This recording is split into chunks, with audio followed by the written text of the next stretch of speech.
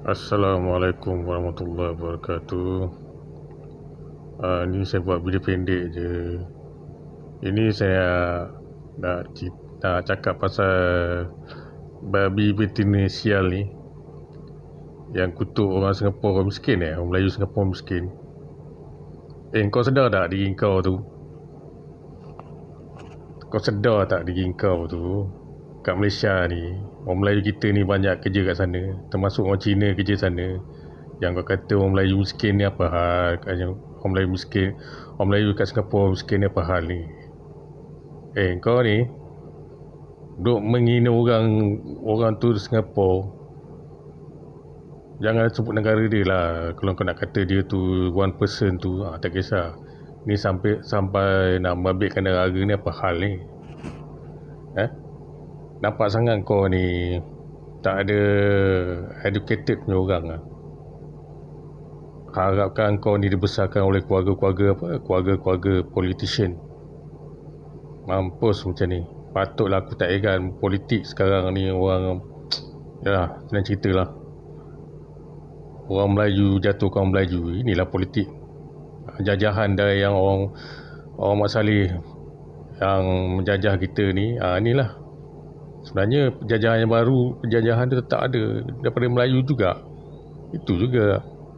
Tak kira lah. Kalau betul kita ni negara yang betul-betul menjaga jati diri Melayu tak ada nak mengutuk Melayu Singapura ke apa semua, tak ada. Kalau kau terlampau berangang orang tu, seorang tu tak ada nak berbabitkan negara orang ke Indonesia, tak ada. Itulah rendah, betapa rendahnya kau punya mindset babi betina sial ni. Kau ni, aku minta maaf cakap lah. Minta maaf Datuk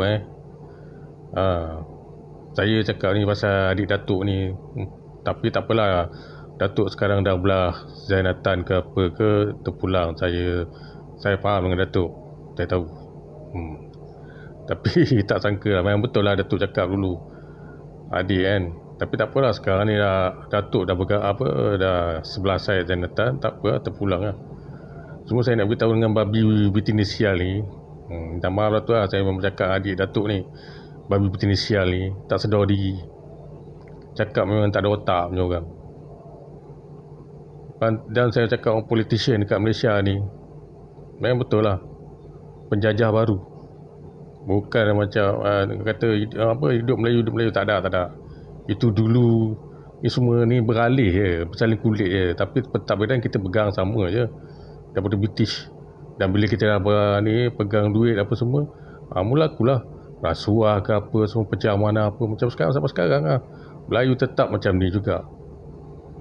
Inilah salah satu macam salah seorang ni lah, babi betina sial ni. Itu belum pegang kuasa lagi tu. Kalau tak tahulah kalau pernah pegang syarikat, tapi kalau pegang syarikat pernah kerja, ada syarikat apa dah bankrupt, macam ni lah mentaliti lah Melayu. Tamak, masuk skim sana, masuk tu, memang lah. Ni dapat projek baru ni, kau kaya balik pun terpulang lah, tak ada pun. Tapi masalahnya sekarang sikap mentaliti kau ni, babi betina sial ni, memanglah kata rezeki tu sekejap je. Macam inilah mentaliti orang Melayu kita. Sikit-sikit nak marah apa nak babitkan negara orang. Orang Melayu Singapura miskin. Sedar tak? Orang Melayu kerja kat sana tu berapa ramai? Termasuk yang tu lah tu, anak Zainatan tu, puteri tu kerja. Sedar tak? Apa yang kau cakap ni?